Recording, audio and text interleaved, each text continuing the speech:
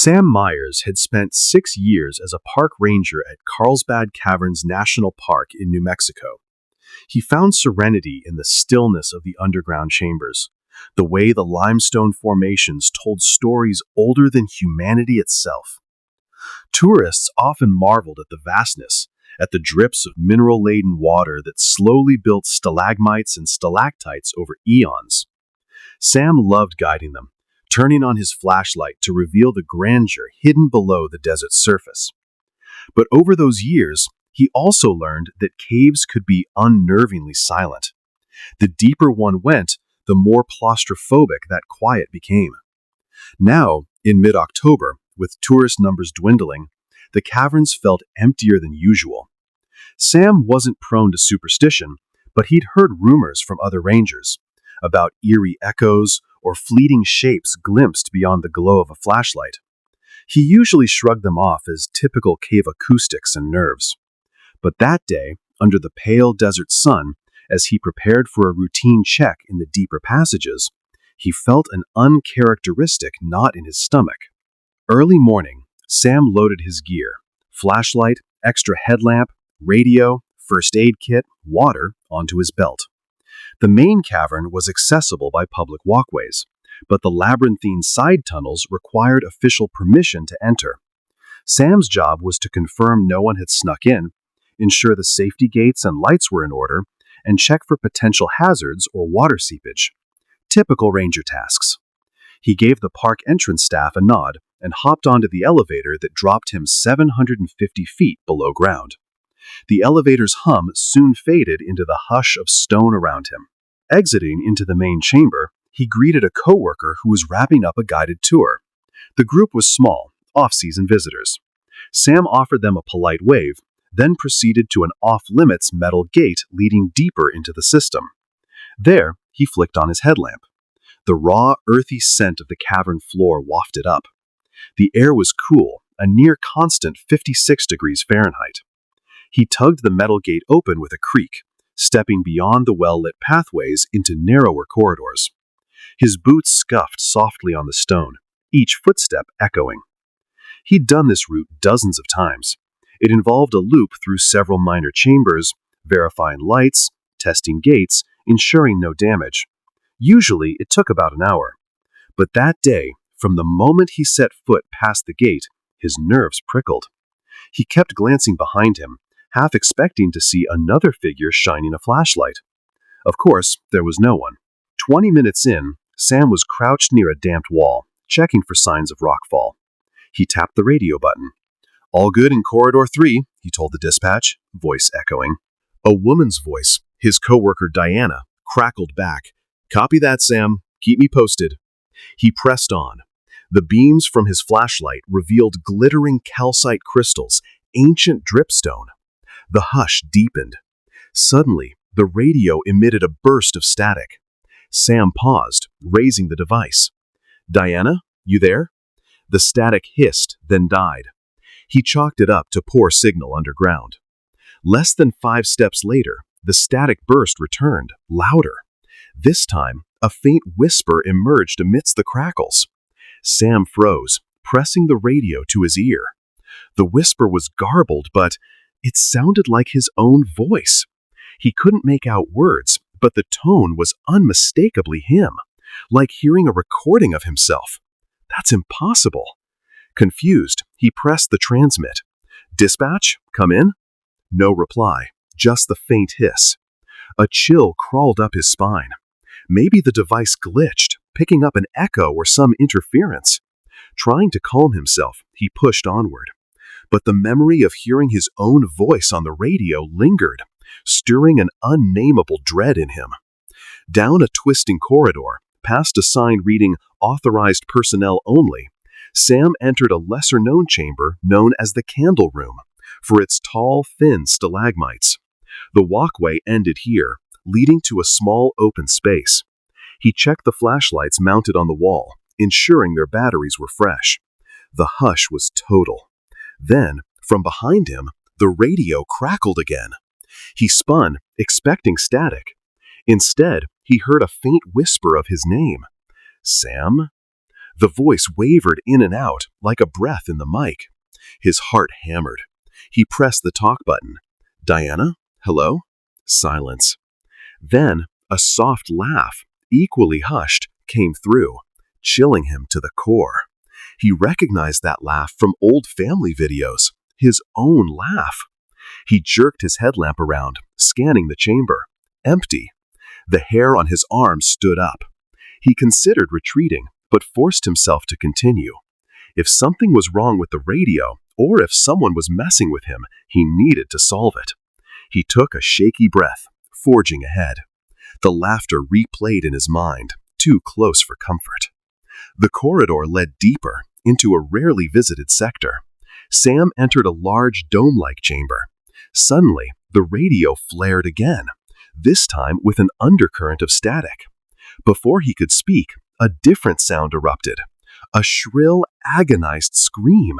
Clear, human, and horrifying. Not an echo, not recorded. A real scream. It resonated off the stone, bouncing around in deafening echoes. Sam's blood ran cold. He sprinted forward, adrenaline pumping, aiming his flashlight into the gloom. A tourist or coworker in trouble? But how could anyone get this far? The scream receded, as if fleeing deeper into the labyrinth. He followed, shouting, "Hold on! I'm coming!" The path forked multiple times. He chose the direction that best amplified the scream, though it was fading. He found only emptiness. The flashlight revealed a labyrinth of stone columns, endless cracks and passages big enough for a person to slip through. The air tasted stale, the hush thick. He called out, "Hello? Where are you?" No reply. The silence weighed on him like a tomb. He double-checked his map, searching for alternative routes. If someone was truly screaming, they might be lost or injured. But every corridor looked more menacing, the shadows thick. The radio, though static-laden, offered no further voice. Finally, Sam reached a dead-end chamber with a low ceiling. The stench of guano was strong. Bats? Possibly. He paused to catch his breath. Then, from behind a jagged rock, another scream rang out, closer, more desperate. Sam's heart leapt. He scrambled around the rock, shining light. Nothing, just wet stone. Then, an even more chilling realization. The scream ended in a burst of static that came through his radio, like the cry had been transmitted. Could the radio be broadcasting illusions? He tried calling out again. No answer. He scanned the ground for footprints, found only damp silt. The tension ratcheted up. There was no rational explanation for these screams, or for hearing them. A creeping sensation told him to get out, but he had a duty to ensure no real person needed rescue. Dreading the endless corridors, he retraced his steps, deciding to check back for any sign of forced entry or messing around. On the way, the radio crackled anew. This time, a voice, strangely similar to his mother's, said, "Sam, come deeper." He froze, terror flooding him. That was impossible. His mother was home, nowhere near a radio. The voice was followed by a harsh breath, then silence. He stepped around a bend and froze. Standing at the edge of his flashlight's beam was a silhouette. A man in a ranger's uniform, back turned. The name patch glinted, reading Sam. Goosebumps erupted. That figure matched his own height and build, wearing the same gear. Sam's mouth went dry. "Hello?" he croaked. The figure didn't move. He inched closer, gripping his flashlight like a weapon. The figure's shoulders twitched, as though laughing soundlessly. Then it turned slightly, revealing no face, just a blur like a shadow. The radio squealed, the figure jerked, and in an eye blink, it vanished into the darkness, leaving only echoing footsteps that abruptly ceased. Sam's knees threatened to buckle. He realized with dawning horror that the rumors of hearing your own voice in Carlsbad's depths had just come horrifyingly true. Hours later, Sam emerged near the main corridor. Corridors. Another group, a handful of adventurous spelunkers, accompanied by a licensed guide, had come across him pale-faced. They were alarmed by his shaking composure. He tried to brush them off with a forced smile, but they insisted he looked ill. He told them there was a problem in the deeper tunnels. They nodded, but the group's curiosity was piqued. Some had overheard faint echoes of screaming while exploring a side passage. They'd assumed it was just cavers letting out yelps for fun, except it sounded too real. One of the spelunkers, wide-eyed, whispered that while descending a narrow shaft, they'd heard a whisper calling them each by name. It used all three of their names in sequence, though none had said them aloud. Another claimed they glimpsed a shape crawling across the cavern ceiling, wearing what looked like a ranger's uniform. The shape's limbs bent at disturbing angles, and it vanished when their headlamps fell on it. Sam's heart hammered. The figure in the uniform, the screams, the radio's mimicry. He realized it wasn't just him. Others had seen it. Something malevolent infested these caverns, a presence that could mimic voices, shapes, even him. The group departed, unsettled, vowing never to go that deep again. Though fear rattled him, Sam felt compelled to do one last patrol to confirm no lost souls were trapped. He radioed the surface to say he was concluding a final circuit. Diana's voice responded, but it seemed scratchy. She said, "Understood, Sam. Be safe." He noticed a strange echo in her tone, as though something was interfering. Unsure if it was the phenomenon or a simple radio glitch, he proceeded. He walked methodically, heart pounding with every step. The corridors felt narrower, the shadows thicker. The screams had abated, replaced by a faint moaning wind or air current, possibly the cave's natural ventilation, possibly something else. On a whim, he whispered, "Is anyone there?" into the darkness. A response hissed from behind him, "I am." He wheeled around, finding no one. The corridor was empty. He pointed his flashlight ceilingward, half expecting to see that uniformed figure crawling overhead. Nothing. Yet he sensed eyes on him. A primal dread seized Sam. Enough was enough. No one was physically lost here. The screams were illusions. The presence, whatever it was, only grew bolder. He had to leave. He turned, forging a quick path to the main chamber. All the while, flickers of movement caught in the periphery of his vision, a silhouette sliding across the walls. The radio spat static, occasionally forming half words in Sam's own voice. Saw. Me. I. You. The fragments made no sense. At last, the glow of the main tourist walkway came into view. He rushed up the path, passing a few late visitors who stared at him. Questioningly.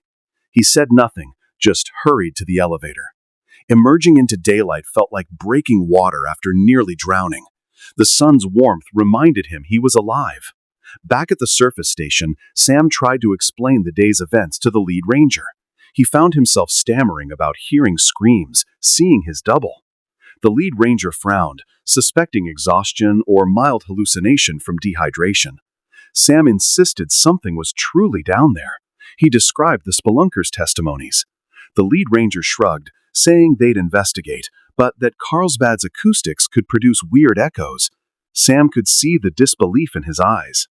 That night, he tossed in bed, every echo of wind making him start. He replayed the screams, the figure's missing face, the crawling shape on the ceiling. By dawn, he reached a decision. He would quit. He'd never enter those caverns again. Whatever lurked within the labyrinth of Carlsbad was beyond his comprehension, and he wasn't willing to lose his sanity or his life to it. Before turning in his notice, Sam heard a rumor that the spelunkers had filed a complaint, describing malevolent whispers calling each cavern by name. They believed the presence was trying to lure them deeper, possibly to feed on fear. They refused to return. The park's administration mulled the claims quietly, but publicly denied any supernatural activity. Sam realized the stories about screaming caves might date back decades, if not centuries. He was just the latest witness. The difference was he'd heard his own voice on the radio, saw an apparition wearing his uniform. That level of mimicry implied intelligence, not random echoes. The next morning, Sam arrived early, uniform neatly folded in a duffel. He walked to the superintendent's office, delivered a brief explanation. Personal reasons. The superintendent, though surprised, accepted it. Sam had a good record, so no argument was made. He was free to go. As he left, he paused at the entrance to the visitor center, peering down at the broad walkway that led into the cave's mouth. Even from up here, the cool, damp air wafted up, carrying the memory of those screams. He felt a pang of regret for abandoning a job he once loved, but rationally, he knew no job was worth confronting that horror again. In the weeks following Sam's resignation, rumors spread among staff. Some claimed that at night, muffled screams still emerged from the deeper tunnels. A few rangers insisted the cave system echoed illusions, or that sulfuric wind pockets produced inhuman shrieks. Still, the staff was uneasy. The park's official tours continued. Most visitors never encountered anything strange. But local legends about the screaming caves of Carlsbad gained traction. A blog or two posted about missing visitors, though no official records existed to confirm that. Sam, now living with a relative in Albuquerque, tried to put it behind him. Yet nightmares plagued him. Labyrinthine rock walls, the stench of damp earth, and a doppelganger wearing his uniform crawling across the cavern ceiling. One late evening, Sam's phone buzzed. It was a text from a coworker, someone who'd taken over some of Sam's ranger responsibilities. The coworker wrote, "Heard your voice over the radio tonight. You sure you turned in your radio unit? Heard it say my name, then static. Freaking me out. Are you messing with me?" Sam's blood ran cold. He typed back quickly, explaining he had turned everything in, that he no longer had any gear. The coworker responded with a single, unnerved message. "Then who the hell is calling me?" Months later, the coworker also resigned. The park's staff turnover increased. Whispers among local rangers suggested there was a presence deep in the Carlsbad Caverns, using voices and illusions to lure explorers astray. Some believed it was a malicious spirit trapped in the limestone, or an ancient predator feeding on fear. Sam never returned to Carlsbad. He found another line of work in a quiet office job away from the subterranean gloom. Occasionally, he caught the news referencing Carlsbad tourism, highlighting the majestic beauty. He would quickly switch channels, heart racing, not wanting to recall the events in that underworld. But at times, in the silence of early morning, he'd wake in a sweat, certain he heard the faint crackle of a radio or his own voice whispering from a shadowy corner, "Sam, come deeper." He'd jerk upright, reminding himself it was just a nightmare. Yet, the memory of those real, blood-curdling screams and the crawling figure in his uniform reminded him that some nightmares were real. In local lore, the screaming caves of Carlsbad remain an urban legend, told around campfires by southwestern teenagers. Some visitors swear they heard a scream echo from distant corridors, or glimpsed a shadowy figure wearing a ranger uniform in an unlit passage. Official rangers dismiss it as myth, but the old guard, those who knew Sam's story, will only say, "Carlsbad is bigger than you think. Some places remain unexplored. Some echoes aren't echoes at all." And so, if you ever find yourself in the deepest chambers of Carlsbad Caverns, far beyond the tourist trails, you might hear static crackling or footsteps that belong to no one you see. If you catch the glint of a uniform's badge in the gloom, or your radio crackles with your own voice whispering your name, turn back. Because beneath the surface, in the labyrinth of ancient rock, a hungry presence might be waiting, and it knows exactly who you are, wearing your face and calling you to join it in